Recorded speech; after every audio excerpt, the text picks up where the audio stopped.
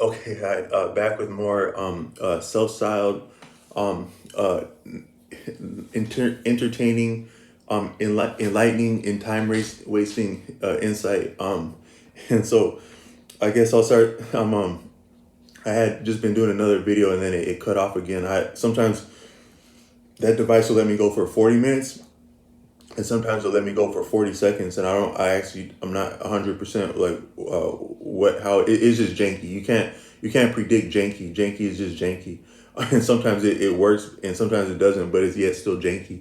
But I had just a little bit of insight. It's like, so how can you tell the difference between a comedian and someone being funny?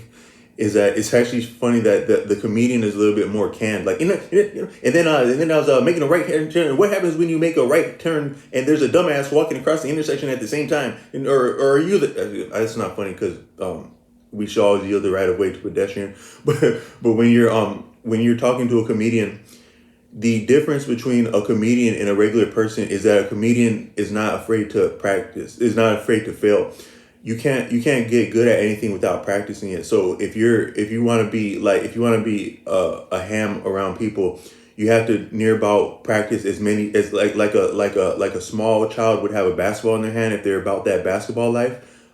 You need to have that pork in your mouth if you're about that ham life. Anytime you go around people, and a lot of times we're too terrified to say the wrong thing or make a mistake, and it's why it's so unique to be a comedian is because a lot of people are not getting their reps in, and like a clown has the strangest shoes, so you can't be a comedian without having some weird shoes and being comfortable. You have to have enough experience looking weird around people, and also sticking your foot in your mouth but not meaning to stick your foot in your mouth. You mean what you stick your foot in your mouth, but you yet had meant well. That might be your saving grace that keeps you alive long enough to be funny, to become a comedian. But and you're like, comedian, what are you talking about? Comedian? The only thing really comical about me would be my crazy hair right now.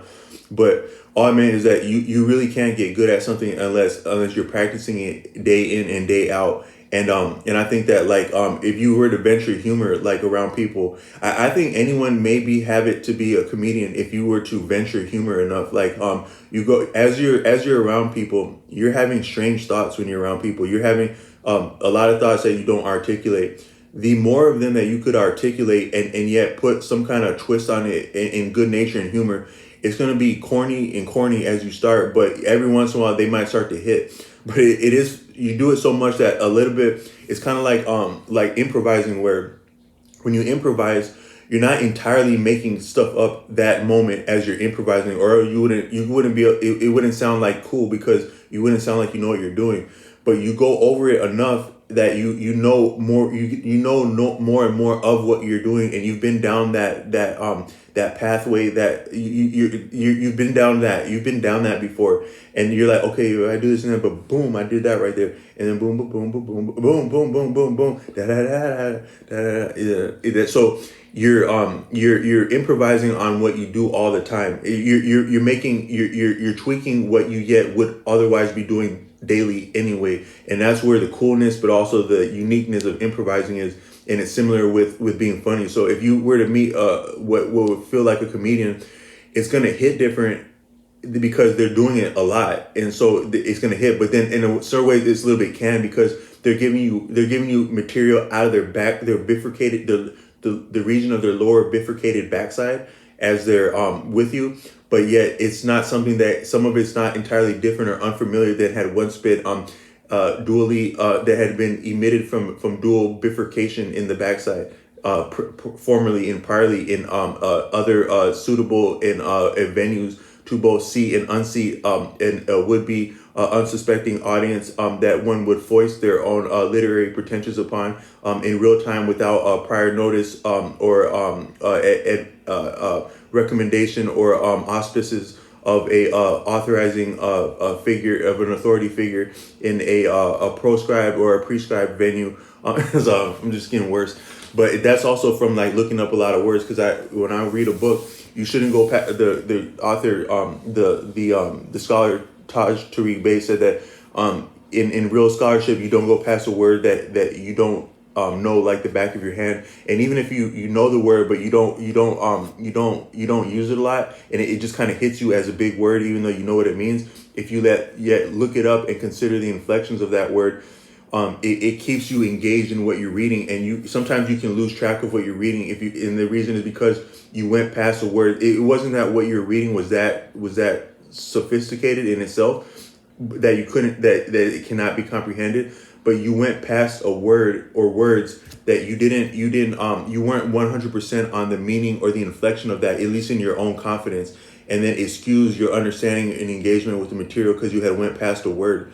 So when I read words, when I read a lot, I always look up things. I have for a long time I had a dictionary. I beat up several dictionaries that were excellent dictionaries, and they kind of got beat up because I was using them so much. But then I got onto the like I think they have like a Webster online word dictionary, and those are yet probably greater than the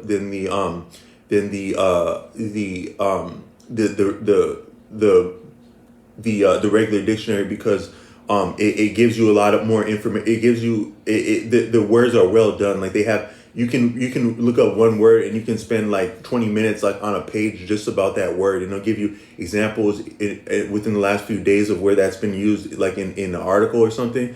And it gives you inflections and synonyms and like words that you would never that mean near about the same thing, but you would never fathom them or come across them without that collection of them tied to that word, and that can make you colder and colder. So like when I'm sitting here rambling this half stuff, it's it's because of having gone over those words. And I was talking into myself in a video that cut off, is that like what would I mean by being half educated? And it's like it's kind of like where I think when I don't know if I said that in this video, and I'm gonna sound crazy for saying it twice in the same video, but so when you listen to me, it's like okay, he's talking a little bit, he's coming with it, he's coming a little bit smooth, but what grade did you get up in English class when you were in middle school and high school? And did you really do that research paper on time in middle school when all the kids that came from the good homes, they were already starting to they didn't flinch at that research paper, and they're starting to ask questions, and they're starting to put it on that English teacher in front of your face, and you were like wondering about like how you had no idea about. So all I'm trying to say is like sometimes I try to make it seem like I was a little bit stronger of an English student than I was. I did have some success in English class, and one of my English teachers shouted me out to a family member that they randomly met somewhere. You're related to such and such. Man, he had an outstanding. He said something outstanding in my class. But I think I probably more so said something outstanding than actually wrote something because I was still lazy in English. But but it's still halfway done, and sometimes the things that are halfway done are more brilliant because they're yet more they're interesting enough to catch your attention, but yet there's still more work to be done. So if someone has something interesting to say to you, it would probably be way more interesting if it has yet more work to be done. And that's why the orator Osho says that oratory is yet superior to written word, far more so, because the oral lesson is living, and yet it's amendable and commendable and suggestible and improvable, and it's going on along with us. It's our human heritage and heirloom is also that oratory. Sometimes you'll meet people with outstanding oratory and command of fact that is like nothing you have heard before. I've quoted a couple times the orator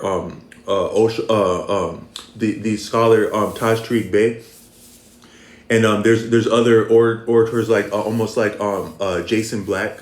He has the business is his one. And when you listen to these men, you wonder, have they never experimented with any substance before? Like, have they actually made it to be mature men without having approached or engaged any substance before? Because that's how much command of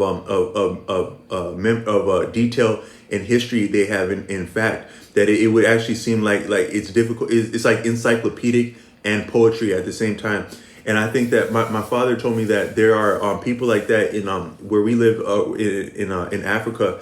There had been like a funeral, and there was a man like this that was he appeared at the funeral, and he had command of all of the relationships and the history of the family.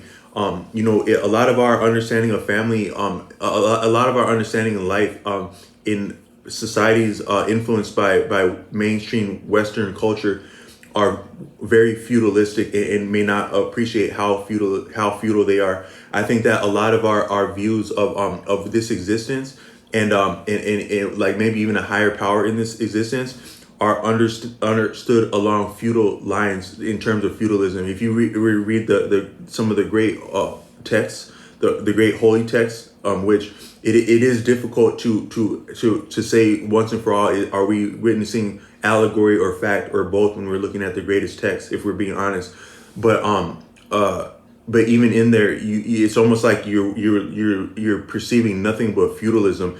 This Lord shall put this one shall put you in the hand, and you shall pay this much repentance. Shall pay this much substance of your household, and the titles to those among you, and in your hand, and also your retainers. And then the men of war of this house shall be dispatched to this person. It's like pure. That's like what feudal lords would be talking like, and it's kind of cool, and it's kind of deep too, because it's deep, but it's yet feudal. And I think it can also be challenging because this reality is arbitrary to say this reality as though it's settled, or though I know what I'm talking about, but there is decency and structure to it. But when we really appreciate it as being as though it were like feudal, the main contention with feudalism is that it's about descending inherit. It's about managing and mitigating the possession and the inheritance of substance or property. Maybe a better word than capital would be property. A lot of feudalism is simply to command and manage the means of existence, the means of life, the means of production. The means of production itself being secondary to land or property, because there's none of that without a discussion of property in the first place. So you have something. The most lucrative thing might be like a creative talent. You have music, art. It's a matter of property and titles. That's what people. I own my masters. These are entitlements that you're talking about. You're talking about entitlement right there, and and that's what even some of our greatest books of righteousness are about. They amount to themes in discussion and concern with entitlement, and so maybe a better word than feudalism is entitlement. And so a lot of how we look at family is like entitlement. My brother, my father, my sister. It's set in stone, and it's arbitrary, and it's more so for delineating inheritance and how a property is enjoyed and passed down and hoarded is what that's about. But in that hasn't always been our human experience in such blunt arbitrary terms like that. But yet the human way is even yet a little bit more sophisticated and detailed than even some of these feudal genealogies. If you were to look at a feudal genealogy, it would seem sophisticated, complex, arcane. Arcane means difficult to understand, and then also Byzantine, which is another word that means like very very sophisticated. I think that has to do with that might actually be a reference to a holy allegory, Byzantine, but or it might be a real people, but there's something complex about them, and that's where that word Byzantine comes from. But my father was telling me that at this funeral, this man had appeared, and he was recalling like the relationships of the people at that funeral, both the in terms of blood, but also by kinship, association, and friendship and experience. And maybe business too. That is it is so detailed and outstanding and sublime that you would really it would be it would be difficult to say how could a human being have that kind of command.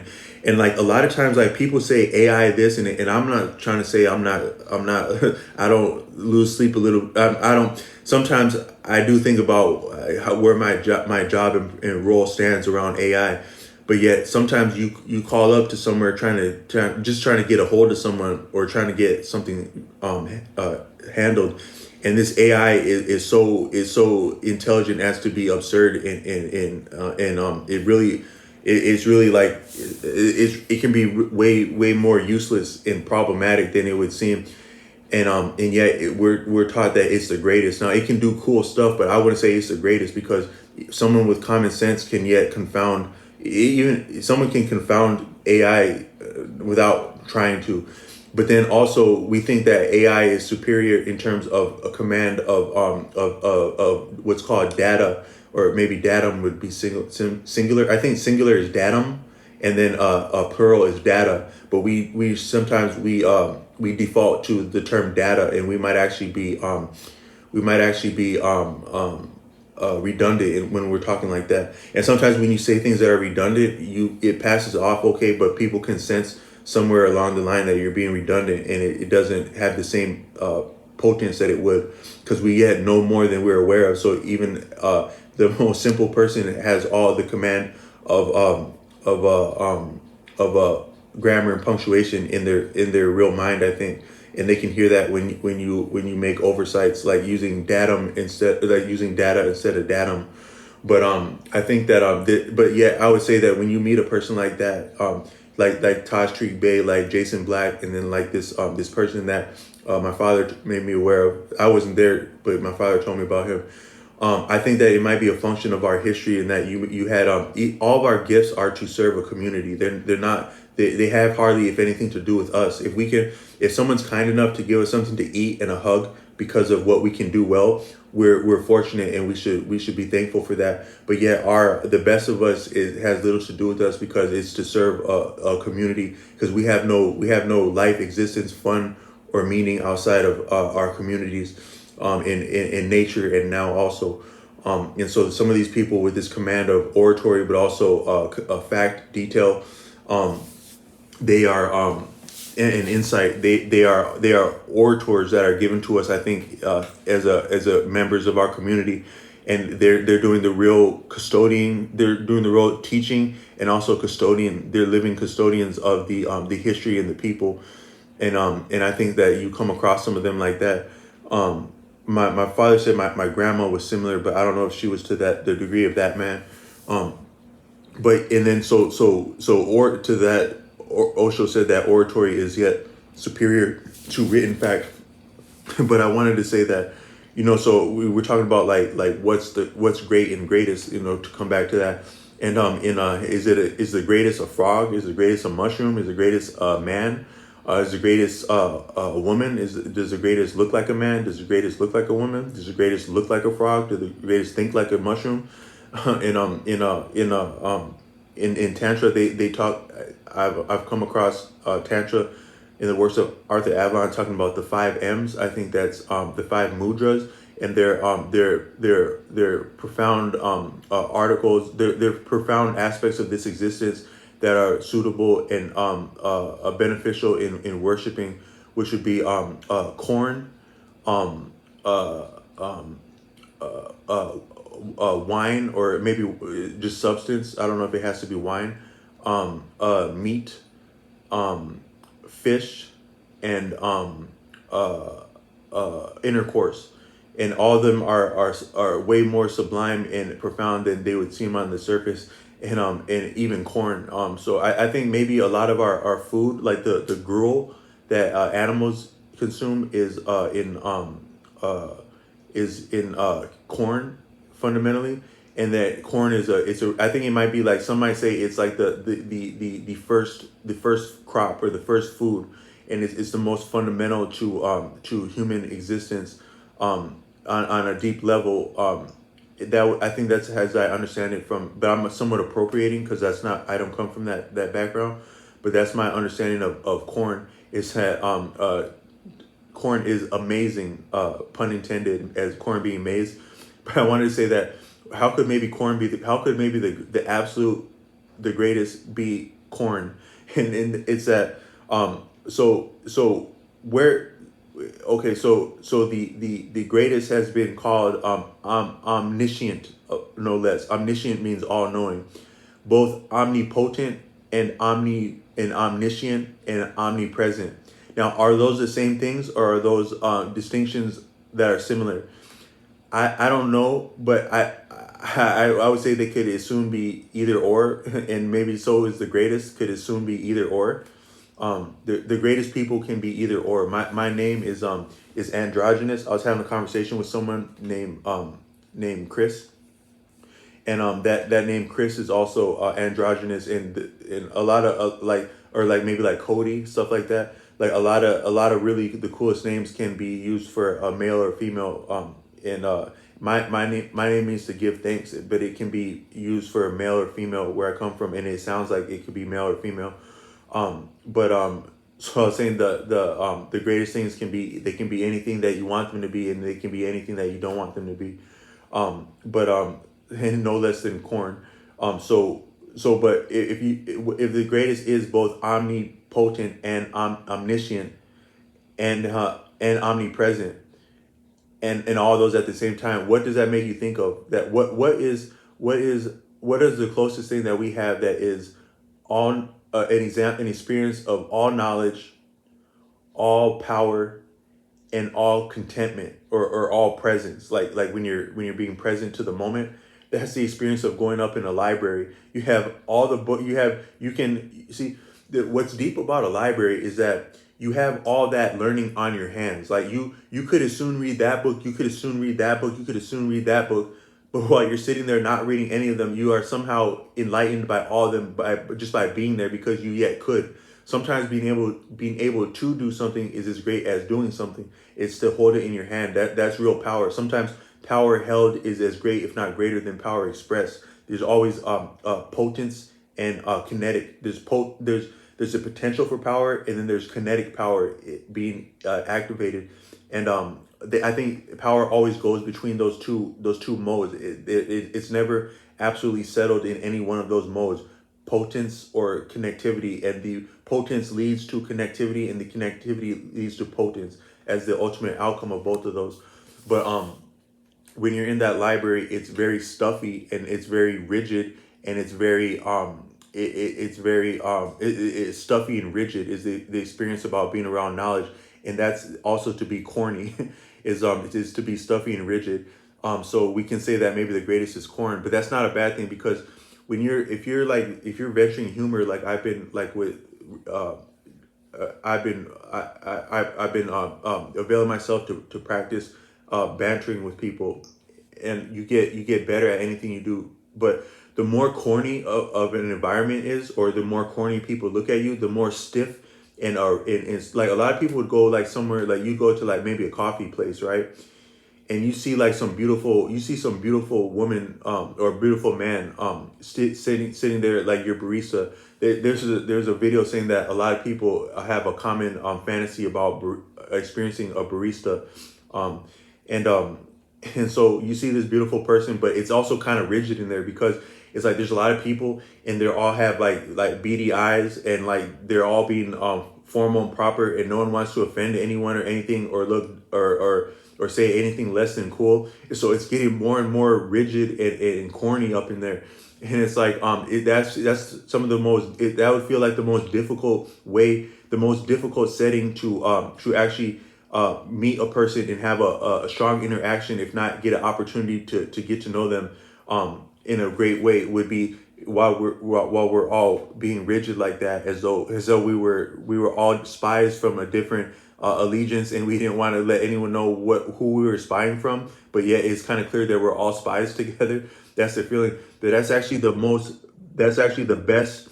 Those are all your best foils and straight men around you. They're nothing but straight men there. Even the person you're attracted to is a straight man or straight woman, and they're giving you the opportunity to bust out something crazy, to say something right out of your lower bifurcated backside, and make fun of yourself and them, and all of y'all together, and have an enlightening, enjoying experience. and that very rigidness, that very it's like the fodder for a lot of humor and good times, as though it would sound. So maybe the rigidness and the corniness of a library is also a straight man in a a proper foil for a lot of brilliant insight and experiences. But it always does take discipline and tact. All the things we do, I don't think you can amount to having an attention span to demonstrate or to cultivate a lot of great things without going through rigors in discipline at different times. So even when we're being a ham and like we're because I might go somewhere and then like talk like a proper like a highly educated and erudite jackass.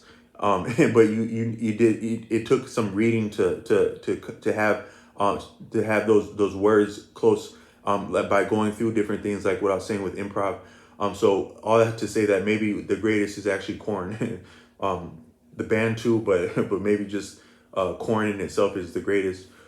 Um, but I wanted to but I guess I'll leave that one there because I wanted to come with something different. But I'm actually talking so much that I'm getting tired, so that someone must be getting tired of listening. So I'll cut this one and then come back with a different topic that I had wanted to start this one. Hope this is interesting. Peace.